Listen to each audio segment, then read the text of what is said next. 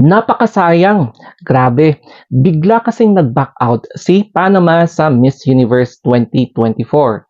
Ano kaya ang tunay na nangyari? Mukhang malaki pa naman yung chance ni Panama na makapenetrate sa first cut, second cut, third cut, or even sa crowning moment ng Miss Universe. Kaya sobrang nakakapaghinayang talaga kung bakit siya nag-back out. Ayon sa pagkakaintindi ko, correct me if I'm wrong, so quote and quote, Miss Universe organization would like to express its regret informing everybody that Miss Panama is withdrawing from the competition. Kasi nga daw, may mga nakitaan nila na nilabag ni Miss Panama. So nagkaroon ng deliberation and they really found out from the evidences na nakalap nila na ayun na nga, nalabag ni Miss Panama. So before na patawan nila ng sanction si Miss Panama, inunahan na ni Panama na mag-withdraw na lang from the competition. Naglabas din ng official statement via live yung national director ng Miss Universe Panama.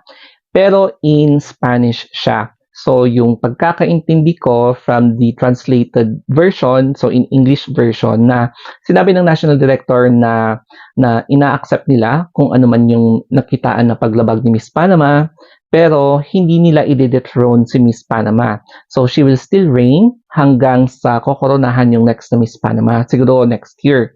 And then, kung ano man yung nangyari is nangyari na. And hindi na ito mababawi pa. So this will be a lesson sa everybody, for everybody na ito yung dapat na pagtuunan ng pansin para hindi maulit yung pangyayari next year or sa mga susunod na pageants to come. Pero ito na, yung cup of tea natin.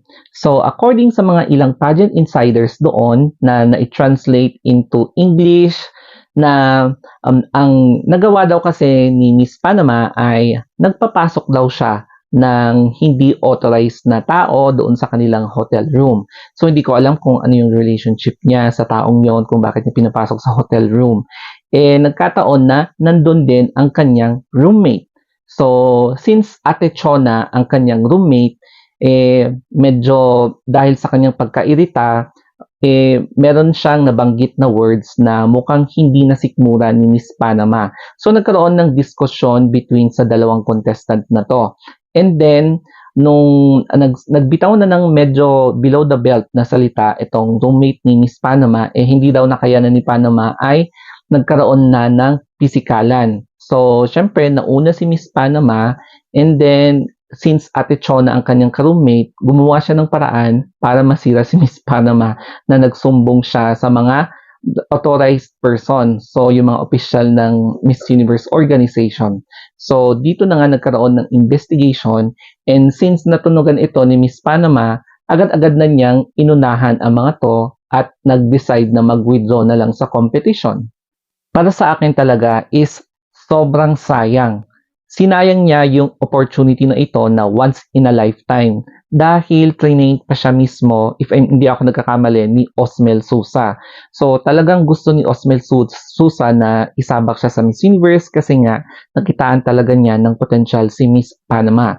So as you can see, the face, meron siyang face card, yung height niya, tapos yung hairstyle niya, yung the way na sumagot siya, tapos yung rampa niya, and talagang mapapansin mo talaga na meron siyang laban in fairness. So, lagi siyang pasok sa mga hot picks ng mga ibang pageant vloggers, yung mga ibang fans.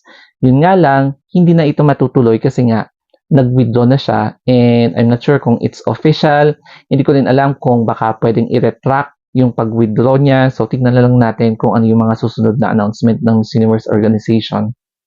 As of this time na ginagawa ko itong vlog, wala pa akong nasagap na information regarding sa kung nagkaroon ba ng official statement din si Miss Panama mismo.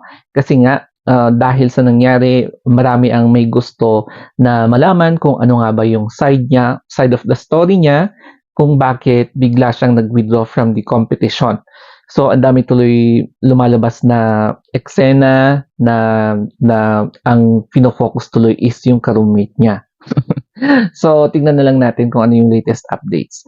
So, follow nyo na lang ako sa Instagram, The Story of Anthony, and syempre sa YT, sa FB, and sa mga social media accounts ko. So, thank you guys. Have a nice day and goodbye.